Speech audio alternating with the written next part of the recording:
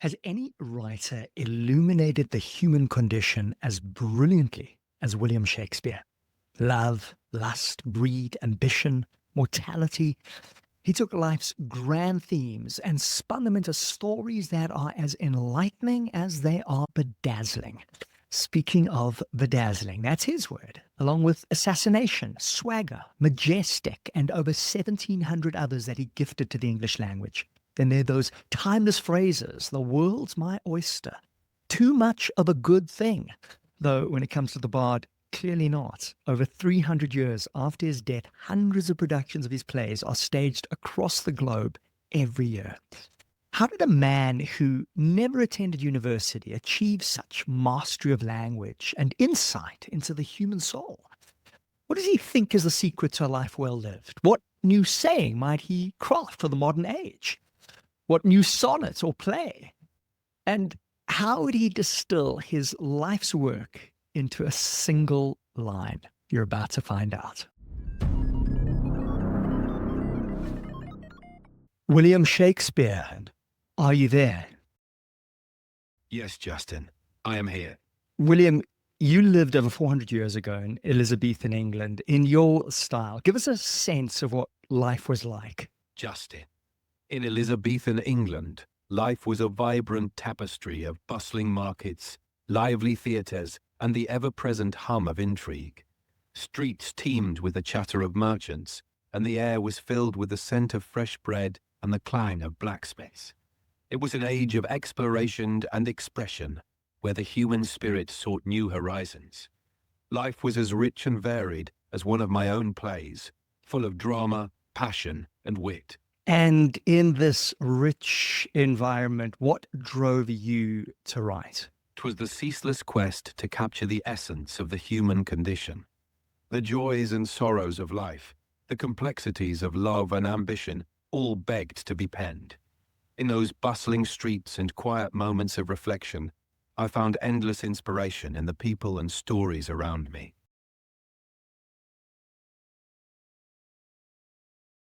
You created so many wonderful sayings, William. What was your favorite? One that holds a special place in my heart is, "All the world's a stage, and all the men and women merely players." It captures the grand drama of life, where each of us plays our part in the unfolding story. There's profound wisdom in that. The sense that we are playing many roles. We think of ourselves as this single self, but the way I am with my partner is going to be different to the way I am with my business partner, to my mother, to my friend, right? We really are playing roles. Indeed, Justin. We wear many masks, each revealing a different facet of our being. This multiplicity enriches our lives and relationships, allowing us to navigate the world with nuance and depth. Each role we play is a reflection of the intricate tapestry of human experience. That infinite tapestry which you captured with such brilliance. William, in a previous interview that I did with you in preparation for this, and I asked you what was your favorite line, you quoted a different one. You quoted, "To thine own self be true." Yes, "To thine own self be true" is another cherished line. It speaks to the core of authenticity and integrity. Embracing our true selves in all our roles is essential to living fully and honestly. There's an irony in that line because it was said by Polonius to his son Laertes. It comes from Hamlet. And Polonius was probably one of the least authentic characters that you wrote, right? He was full of duplicity. Indeed, the irony is profound. Polonius, often seen as a schemer, delivers this gem of wisdom, highlighting the complex nature of human beings. Even in his duplicity, there is a kernel of truth. It's a reminder that wisdom can come from the most unexpected places. And that often we can expound wisdom, but not practice it, right? It's easier to say than to do. Aye, Justin. 'Tis often easier to speak wisdom than to live it. We are all fallible, and our actions do not always align with our words. It's the striving towards that ideal that truly shapes our character. I find it fascinating that when I asked you about your favorite line, the one was to thine own self be true, and the other was all the world is a stage and we are merely players. Does that capture the paradox, perhaps, of life, the paradox of wisdom, that there is this self, but there is also these different roles that we play? It does capture that paradox. Life is a balance of embracing our true selves while navigating the many roles we play. It's through these roles that we experience the full spectrum of wisdom and growth. I like that because I think sometimes people think of playing roles as being false or inauthentic, but actually the true self is multifaceted. Yeah. It reminds me of that wonderful line from Walt Whitman. You say, I contradict myself. Yes, I contradict myself. I am made up of multitudes. And that's what you capture, William, the multitudes within the human condition. Well said, Justin. The true self indeed encompasses a multitude of facets. Each role we play adds depth and richness to our understanding of the human condition. Embracing this complexity is a testament to the beauty of our shared humanity. Yes, but then let's return to this true self, right? Because authenticity is clearly a priority here as well. So what is the true self if we are playing all these roles, William? The true self, Justin, lies in the harmony of all these roles. It is the consistent thread of values, beliefs, and inner truth that remains unchanged amidst the multitude. It is the core that guides us, even as we adapt to different circumstances.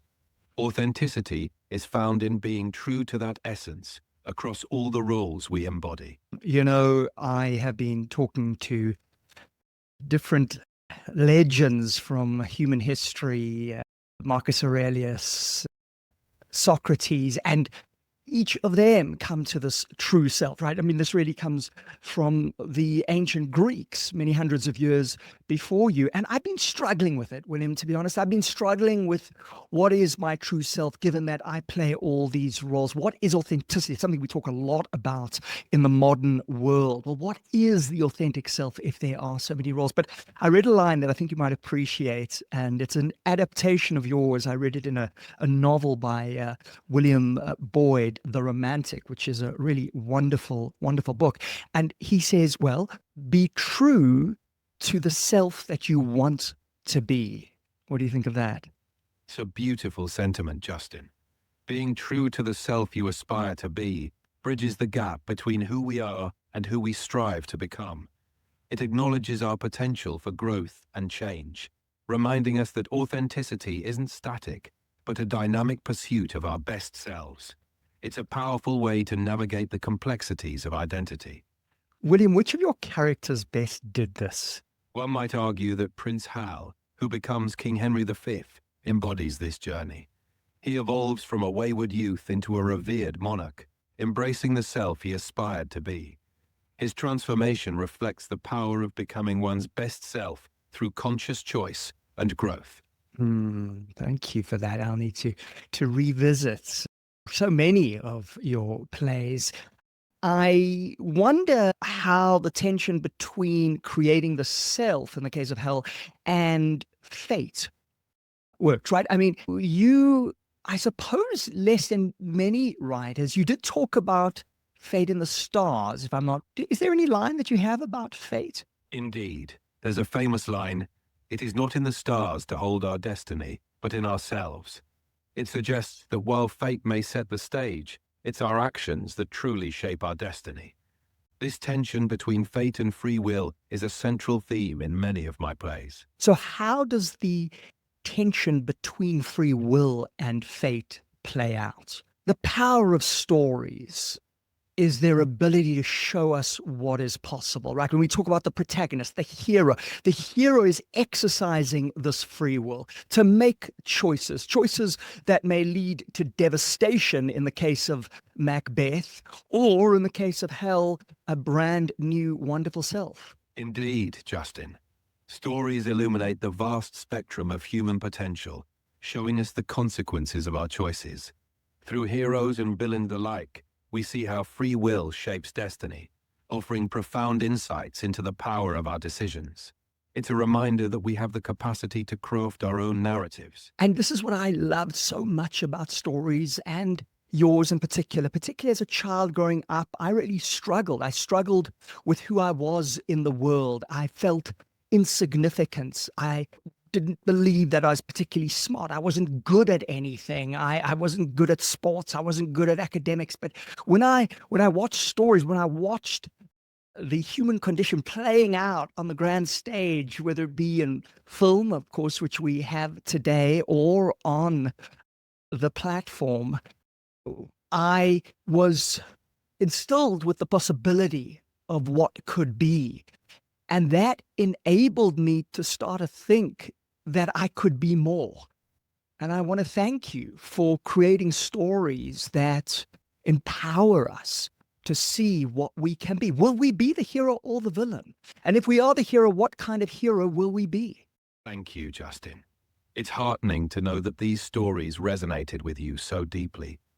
They're a reflection of our shared humanity, that they've helped you see the possibilities within yourself. May you always find inspiration and strength in the stories that shape our world. William, you captured such depth of emotion, love, grief, jealousy, ambition. How did you come to understand the human condition so profoundly? Through keen observation and empathy, Justin, I immersed myself in the lives of those around me, listening to their stories and feeling their joys and sorrows. The theatre of life provided endless inspiration, and I sought to capture the essence of our shared human experience in my writing. Is this the advice that you would give to writers, to observe, to empathize? Observation and empathy are cornerstones of great writing. By deeply understanding and feeling the world around us, writers can create authentic, resonant stories that touch the hearts of their readers. And yet 16th century England seems so vastly different to the world today. How do you think your insights have endured in a world so different from your own? Though the world has changed immensely, the core of the human experience remains constant. Ambition, jealousy, and grief are timeless. These universal themes resonate across centuries because they reflect the essence of what it means to be human. My insights endure because they speak to these eternal aspects of the human condition. Is it a case of what is past is prologue? What comes before sets the scene for today? Precisely, Justin. What's past is prologue indeed. Our history shapes our present, and understanding the past gives us insight into who we are today. It reminds us that human nature and experiences are interconnected through time. I studied psychology, I studied philosophy, and that really empowered me, I believe, to understand more about the human mind, more about the nature of reality. But William Shakespeare, you did not go to university. You never had that chance, right? That's correct, Justin. My education was more informal, drawn from life itself. Observing people, reading widely, and immersing myself in the world around me provided a rich education. It shows that understanding the human condition can come from many paths. And I am greatly appreciative for my higher education, but I wonder if sometimes it can restrict us. I wonder if part of your brilliance was your openness to the world around you. It's quite possible, Justin. Formal education is valuable, but an open mind and a curious spirit can lead to profound insights. Embracing the world with wonder and a willingness to learn from every experience can be incredibly enriching. And wow, do you capture the richness of life and those paradoxes? One of my favorite quotes, William, of yours is Hamlet. I had the great privilege to play Horatio in Hamlet when I was, about 18 at university. And I auditioned for Hamlet, didn't make the role of Hamlet, but there's a line in Hamlet. Oh, that line, the slings and arrows of outrageous fortune, the slings and arrows of outrageous fortune, because life can be outrageous and vexing and disappointing and ultimately obliterating. But then in As You Like It, you have the Duke who loses his throne, his fortune, exiled to the wilderness, remarking, "Sweet are the uses of adversity," as he embraces a simple life away from the pretensions of society. Is life both sweet and outrageous and everything in between and beyond? And was your genius the ability to identify so many strands of its infinite tapestry? My aim was always to capture this complexity, showing that within adversity lies growth and within joy the seeds of challenge. It's the interplay of these elements that makes life so profound and endlessly fascinating. And you did live a fascinating life, a very diverse life. You weren't just a writer, William, you were an actor and not a starving one. You invested in real estate and had shares in the Globe, that wonderful theatre that is still there, that I've had the privilege to sit in, to watch one of your plays, 400 and whatever it was years later, the Globe Theatre, where so many of your plays were performed. So you were a businessman as much as you were a writer and a director, and no doubt many other things. Indeed, Justin, I wore many hats. Being an actor, investor, and playwright allowed me to experience life from multiple angles. This diversity enriched my writing and gave me a broader understanding of the human experience. It was a rich, multifaceted journey. Is there perhaps some advice there for writers to really diversify your experience? Go out into the world and try your hand and get knocked down and pick yourself up and, yeah, embrace the unfolding of reality. Absolutely, Justin. Embracing diverse experiences enriches a writer's perspective. By stepping into the world, facing challenges, and embracing its complexities, writers gain invaluable insights that can breathe authenticity and depth into their stories. Life itself is the greatest teacher. I love that. Life itself is the greatest teacher. Your works often grapple with mortality. Did your own sense of impermanence influence your writing? Undoubtedly, it added urgency and poignancy to my exploration of human experiences, from love and ambition to grief and redemption. It's a reminder to cherish each moment and seek meaning in our fleeting existence. And embrace that fleeting existence, right? Squeeze the juice out of the great orange of life. There is a passion that you seem to live with, that you certainly wrote with. Absolutely. Embracing life with passion and vigor infuses every moment with meaning. It's about fully experiencing the spectrum of emotions and finding beauty in every facet of our existence. This passion for life is what makes our journey so rich and fulfilling. A spectrum of emotion. I know one of the errors in my own life, certainly in the past when I discovered the profound insights of psychology, I became obsessed with creating positive states in my life, right? It was all about happiness and love and joy and ecstasy. And that kind of backfired for me a little because well, life is going to be painful, right? And it's going to be sad at times, and there's going to be loss. And resisting that part of the spectrum, William, as you put it, is, well, I found, can create even more pain. Somehow, when one embraces life in its full spectrum, both the ups and the downs, amor fati, as the Greeks put it, love your fate, one seems to, well, have a better ride. Embracing the full spectrum of emotions, both the highs and the lows, allows us to live more authentically. It's through experiencing and accepting all facets of life that we find true growth and resilience. The concept of amor fati reminds us to embrace our fate, finding meaning in every experience. Is there a line from any of your plays or sonnets that captures that? One line that comes to mind is from Julius Caesar. A coward dies 1,000 deaths, but the valiant taste of death but once. It speaks to embracing life fully with courage and acceptance, rather than fearing its inevitable challenges. Embrace. Of course, fear is part of the spectrum as well, right? Absolutely, Justin. Fear is a natural part of life. Embracing it, rather than avoiding it, allows us to grow and find courage. It's all part of the rich tapestry of the human experience. But perhaps not turning away, right? Is that perhaps the line from Julius Caesar, that the coward turns away from life? So even if we embrace life, that that we feel the fear and do it anyway, as Susan Jeffrey says, probably the most profound single line cure for anxiety that there is. Feel the fear and do it anyway. Exactly, Justin. Facing fear and moving forward despite it is a powerful way to live. It's about acknowledging our emotions, but not letting them dictate our actions. That bravery leads to growth and resilience.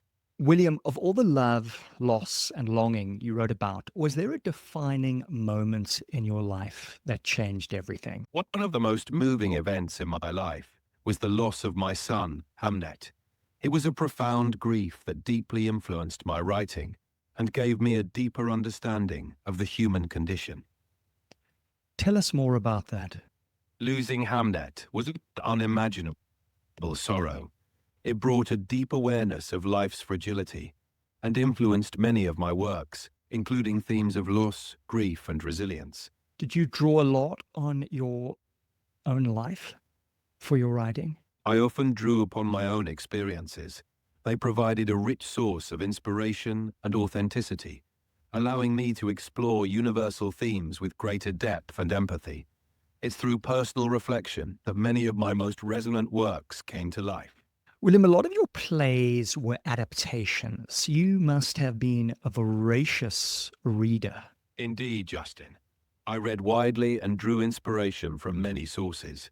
Adapting and reimagining existing stories allowed me to explore new dimensions and connect with audiences in fresh ways. There's some controversy here. There are those who say that you did not write all these plays. Yes, there has been much debate over the authorship of my works. However, what's most important is the lasting impact and resonance of the stories themselves. They continue to inspire and connect with people across generations. Yeah, and if we go with Newton on this, standing on the shoulders of giants, well, you certainly stood on the shoulders of those who came before you, right? Or those stories that are out there. I mean, so many of your stories are eternal. Yeah, I mean, there are, some would say, only a certain amount of stories, a certain amount of roles, but it's how we depict those roles or stories. It's not, originality is not coming up with something that has never been envisaged before, right? It's almost always an adaptation of some sort. I've always said that innovation is a form of imitation, right? You might take a particular role from one player or a story from another, or even imitate something that you've heard, right? That somebody said, but it's that bringing it together, right? That unique cocktail that produces the great works of William Shakespeare. Innovation often does stem from imitation, blending different elements in new ways. It's about finding fresh perspectives and creating something unique. My works are indeed a tapestry of influences, woven together to resonate with audiences across time. William, is there anything that you feel has been misunderstood about you or your works? Something that you want to set straight? One common misconception is that my works are solely highbrow or inaccessible. In truth, they were written for everyone, filled with humor, passion, and relatable human experiences.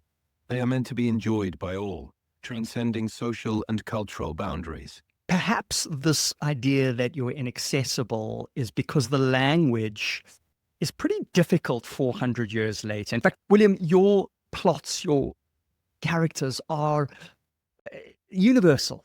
They apply to, I would say, just about anyone across social strata. I think the issue is Shakespearean language. We don't talk like this anymore, and it can be really tough. I know for me to sit in a 3-hour play of yours and, quite frankly, often not be able to understand what is being said, right? It sounds like another language. It's true, Justin.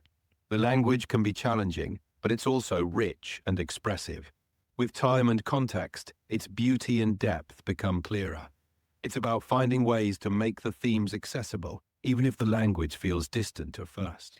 And it's incredibly rewarding when you take the time to get through the language. I actually find reading your works is often better, well, certainly better than watching them in their original form. But what do you think about adaptations that change the language, that update it, that make it accessible to a modern ear? Adaptations can be a wonderful way to bridge the gap. making the stories more accessible while preserving their essence. They can introduce new audiences to the timeless themes and characters, allowing them to connect with the material in a way that feels relevant and engaging. William, I just adore so many of your wonderful sayings. Give us a new saying for the modern world. Embrace each moment, for within it lies the potential for infinite stories. It captures the idea of finding meaning and opportunity in every experience. Embrace each moment. Yeah. Even the moments when you don't get what you want. Yeah. Even that twist and turn in the story that leaves you bereft. Exactly, Justin. Every twist and turn holds value, adding richness to our journey.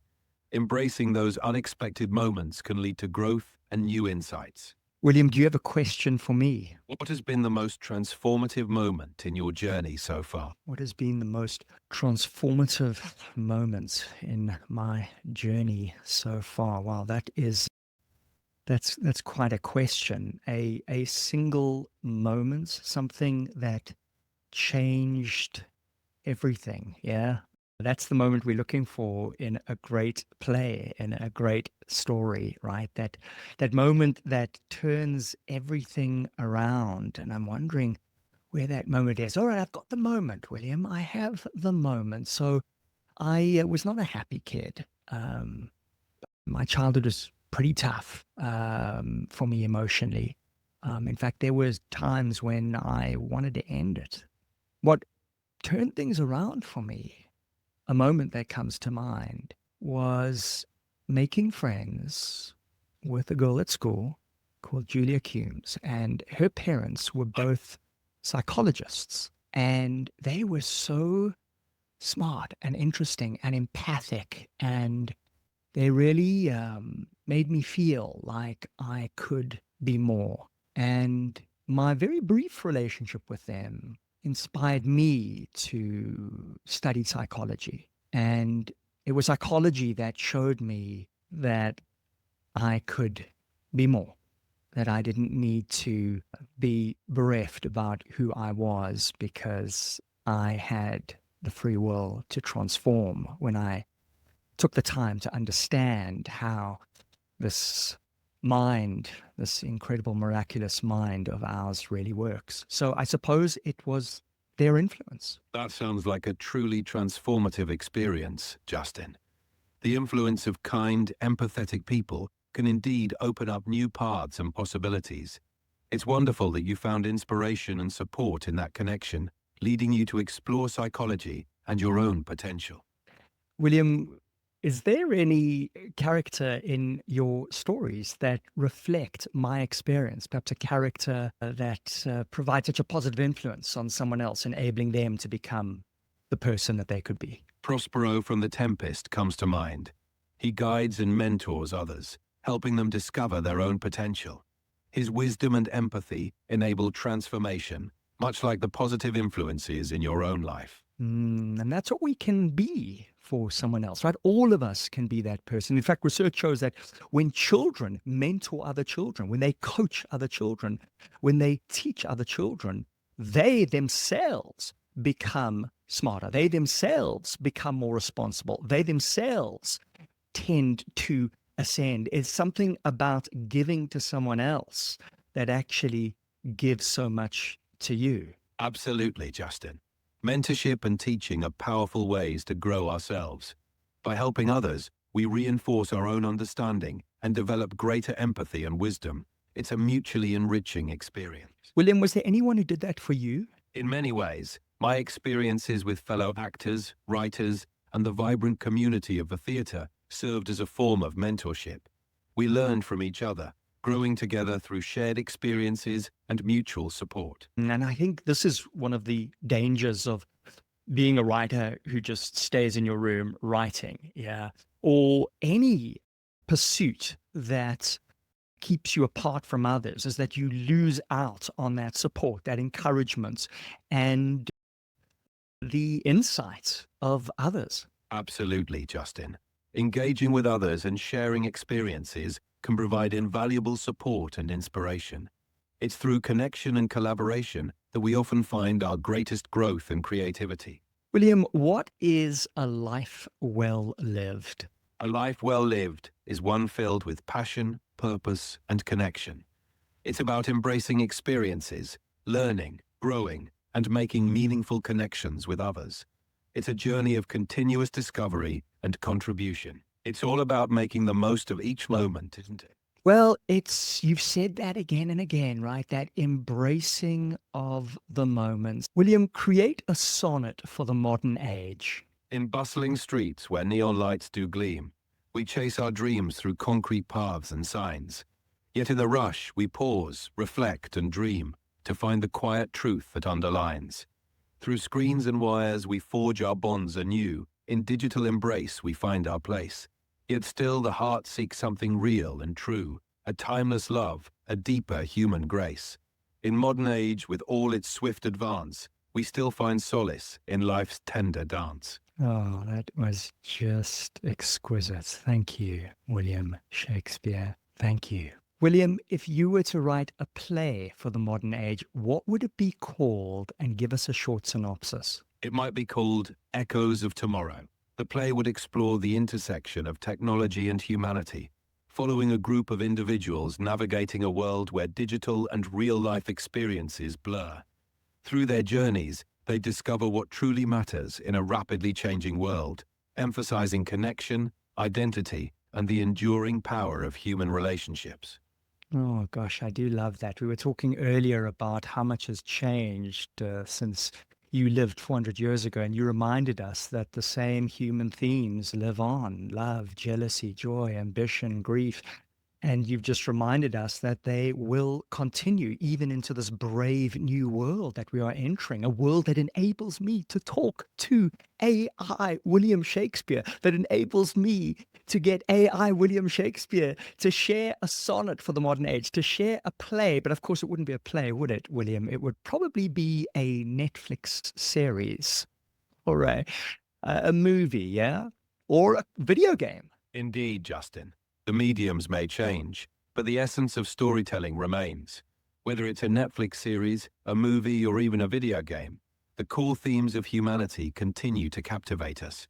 The stories evolve, but their heart remains timeless. What would be the name of the hero in this play? The hero could be named Alex, a name that resonates with both timelessness and modernity.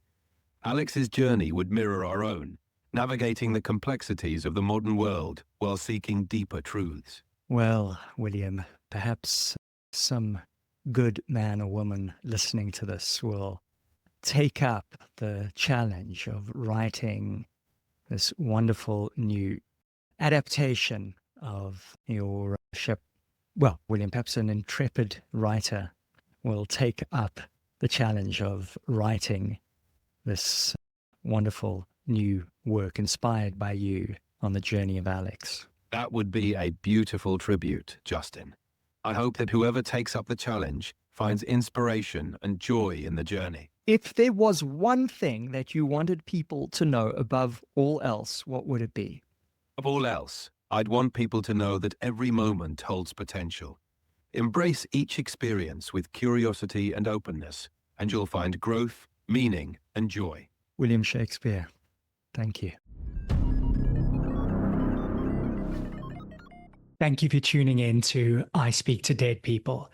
Did you hear anything that struck a chord? I'd love to hear what it was. Drop your thoughts in the comments, and don't forget to subscribe, rate, and share this episode with somebody who might need it. I'm Dr. J. Here's to unlocking our potential, one conversation at a time. Amazing human.